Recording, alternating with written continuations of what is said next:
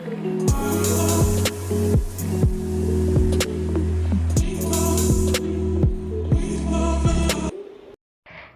বন্ধু, আমি রানী। আমি চলে এসেছি তোমাদের সাথে আবার একটি নতুন ভিডিও নিয়ে। তো আমার চ্যানেলে তোমাদের সবাইকে অনেক অনেক স্বাগত। আর আমি আজকে চলে এসেছি একটি শাকের রেসিপি নিয়ে। তো আশা করি সবার ভিডিওটা খুব ভালো লাগবে। তো চলো সবাই দেখতে থাকো। তো দেখতেই পাচ্ছ, প্রথমে শাকটাকে কেটে নিয়ে খুব ভালো করে ধোয়া হচ্ছে, কারণ শাকে প্রচুর বালি থাকে। আর এটিকে যদি ভালোভাবে না ধোয়া হয় তো রান্না করার কোনো মানেই হয় না। আর খাওয়ার সময় তো একদমই খেতে পারবে না যদি এটাকে ভালোভাবে না ধো। তো ফার্স্টে একটা ঝুড়ির মধ্যে নিয়ে জল দিয়ে যদি ভালো করে ধোও, তবেই শাকটা খুব ভালোভাবে ধুতে পারবে। না হলে এমনি কোনো গামলা বা বাটিতে ঠিকঠাক করে এই শাক ধোয়া যায় না।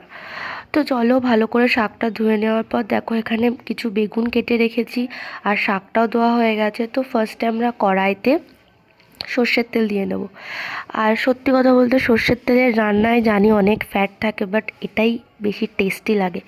তো যাই হোক, সর্ষের তেলটা গরম করে তার মধ্যে একটা শুকনো লঙ্কা আর একটু রসুন দিয়ে দিয়েছিলাম।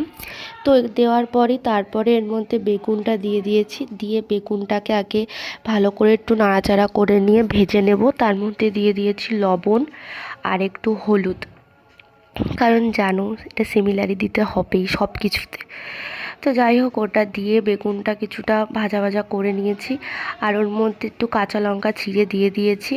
দেওয়ার পর ওর মধ্যে শাকটা দিয়ে দিচ্ছি আস্তে আস্তে, কারণ শাক রান্নায় বলতে গেলে রান্না কিছুই করতে হয় না, মেন শাকটাকে ভালোভাবে সেদ্ধ করতে হয়। তো যাই হোক, বেগুনটা দেওয়ার পর শাকটা দিয়ে তার উপরে কিছু কাঁচা পেঁয়াজ ছড়িয়ে দিয়েছি। তো দিয়ে এটাকে দেখো ভালো মতন আগে মিক্সড করে নেব। আর যখন এটা সেদ্ধ করতে দেব তো সবই সেদ্ধ হয়ে যাবে, আর বেগুন অত ভাজার দরকার নেই, বেগুনটা এমনিতেই গলে যাবে। তো দেখো এর মধ্যে একটু লবণ দিয়ে নিচ্ছি, কারণ পরিমাণ মতো লবণ আর হলুদটা দিয়ে দিতে হবে এর মধ্যে।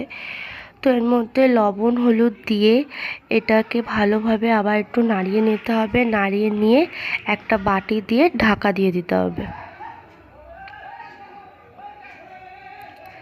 তো কিছুক্ষণ পর যখন ঢাকনাটা তুললাম, মানে বাটিটা, তো তোমরা দেখতেই পাচ্ছ ডিফারেন্সটা। যখন ফার্স্ট টাইম শাকটা দিয়েছিলাম তখন আর এখনের মধ্যে অনেক তফাৎ, কারণ এটা আস্তে আস্তে সেদ্ধ হচ্ছে। তো আরও কিছুক্ষণ ঢাকা দেওয়ার পর যখন আমরা তুললাম তখন দেখতেই পাচ্ছ শাকটা প্রায় হয়ে গেছে। না হলেও আমাদের 20 মিনিট মতো টাইম লেগেছে শাকটা হতে।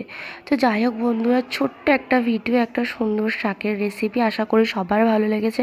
ভালো লাগলে সবাই অনেক অনেক সাপোর্ট করো, লাইক শেয়ার কমেন্ট করো। আর তোমাদের সাপোর্টেই হয়তো কিছু একটা হবে। তো সবাই সাথে থেকো, পাশে থেকো। Thank you for watching guys, by.